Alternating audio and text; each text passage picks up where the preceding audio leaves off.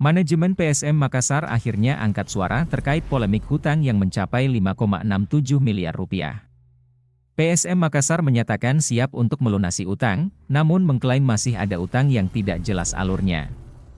Kuasa hukum PSM Makassar dan Munafri Arifudin, Yusuf Gunco mengakui PSM memang masih memiliki utang kepada Sheikh Erisoyate. Hanya saja, nominalnya tersisa 2,1 miliar rupiah saja.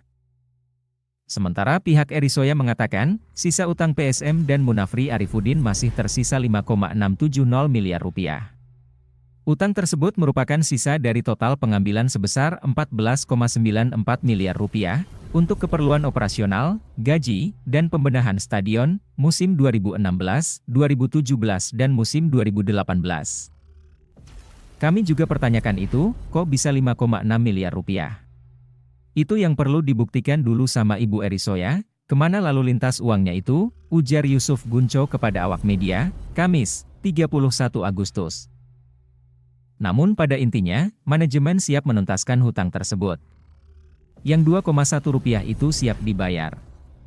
Tapi menunggu dulu rincian sisanya itu.